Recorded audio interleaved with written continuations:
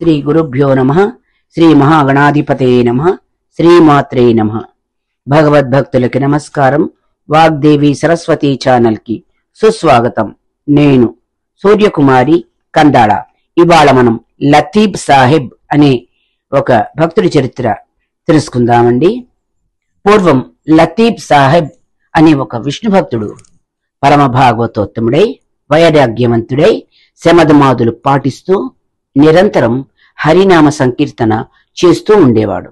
ప్రాతకాలంలో లేచి స్నానానంతరం శ్రీ భగవద్గీత పారాయణ చేసి తరువాత భగవద్భక్తులకి భోజనమిచ్చి తరువాత వారు మిగిల్చిన శేషాన్ని పూజిస్తూ ఉండేవాడు.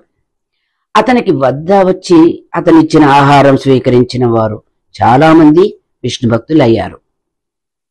ఇది చూసిన తోటి తురుష్కులు వీడు జాతిభ్రష్టుడై అన్యమతం స్వీకరిస్తున్నాడు అన్న అసూయ పడుతూ పాదుషా వారి వద్దకు వెళ్లి వివరించగా పాదుషా వారు కోపంగా కొంతమంది భటుల్ని చూసి, మీరు ఆ లతీఫ్ సాహెబ్ ఇంటికి వెళ్లి అతని ఆస్తి కొల్లగొట్టి అతన్ని బంధించి తీసుకుని రావాల్సింది అని ఆజ్ఞాపించారు.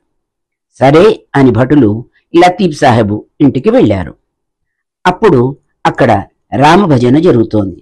అందరూ తన్మయత్వంతో రామభజన చేస్తూ ఉండగా వెళ్లిన భటులు కూడా మైమరిచి వచ్చిన విషయం మర్చిపోయి వాళ్లతో భజన మొదలుపెట్టారు.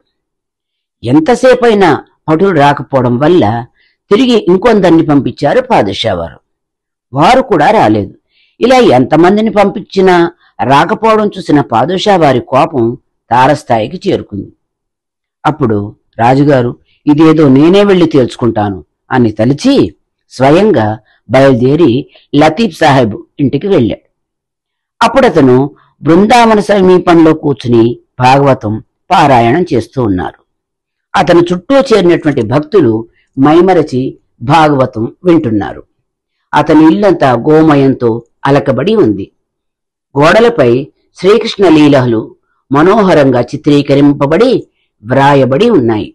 ఇల్లు అంతా రంగవల్లులతో అలంకరింపబడి ఉంది. ఇది చూసిన రాజుగారి కోపం ఇంకా పెరిగిపోయింది.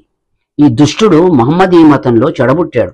ఇటువంటి వాడికి క్రూరదండన విధించడం సమంజసం అంటూ తలచి యాదృచ్ఛికంగా గోడపై చూడగా అక్కడ రాధారాణి తాంబూలం మడిచి ఇస్తున్నట్లు శ్రీకృష్ణ వారు ఆమెను చూస్తూ నవ్వుతున్న చిత్రపటం కనబడింది. ఇదేమిటి అని ప్రశ్నించారు పాదుషా వారు. అప్పుడు లతీఫ్ సాహెబు, రాజా, రాధారాణి శ్రీకృష్ణ వారికి తాంబూలం ఇస్తోంది అన్నారు. అయితే అతడు ఎందుకు దాన్ని స్వీకరించడం లేదు అని అడిగారు పాదుషా వారు. అప్పుడు లతీఫ్ సాహెబు, అతడికి ఎప్పుడు తినాలి అని కోరిక కలిగితే అప్పుడు స్వీకరిస్తారు అని అంటూ శ్రీకృష్ణుని చూస్తూ, స్వామి, నీరజాక్ష, సర్వజ్ఞునివై సమస్త జీవులకు ఆధారమై వేదాలకి మూలమై సర్వ సృష్టి స్థితి లయలకు కారణమైన వాడా, భక్త సులభుడవు, నిన్ను పొందని భాగ్యం అందరూ నోచుకోలేరు.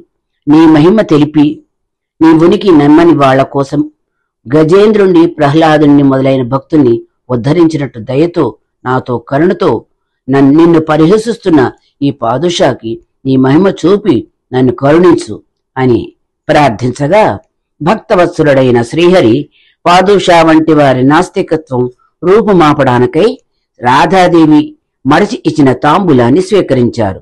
చిత్రపటంలో రాధాదేవి చేతి తాంబూలం మాయమై శ్రీకృష్ణుడు నోరు తెరిచి స్వీకరించడం చూసి భక్తులందరూ ఆనందంతో నృత్యం చేయడం మొదలుపెట్టారు. ఇది చూసిన పాదుషా భక్తాగ్రేశ్వరుడైనటువంటి లతీఫ్ సాహెబ్ని చూస్తూ అతని పాదాలపై పడి క్షమించమని వేడుకుంటూ, మహాత్మా, శ్రీకృష్ణుడు నీకంత్యంత విధేయుడు, ఇది తెలియకుండా అపచారం చేశాను అనగా లతీఫ్ సాహెబ్, రాజా, పూర్వజన్మ సంస్కారం వల్ల నేను శ్రీకృష్ణ భక్తుడయ్యాను. ఈ దేహం మహమ్మదీ మతంలో ఉంది. కానీ మనం పుట్టిన తర్వాత వచ్చే కులాల్ని భగవంతుడు అతీతుడు అన్న విషయం గ్రహించు. కేవలం లౌకికంగా ఈ కులాలకు సంబంధించి ఆలోచిస్తున్నావు గాని అంతరంగంలో ఉన్న పరమాత్మను చూడడం లేదు. గీతలో స్వామి చెప్పిన విధంగా కోటాను కోట్ల మంది లో ఎంతో మందిలో నాకై పరితపించేవారు ఎందరో లేరు, వారిలో ఏ ఒక్కరు మాత్రమే నన్ను పొందుతున్నారు అన్నట్లు మనిషి జన్మించిన తర్వాత లౌకిక ప్రపంచంలో తలమునకలై తను ఎక్కడి నుంచి వచ్చాడు, ఏం పొందాలి అనే విషయం మర్చిపోతున్నాడు.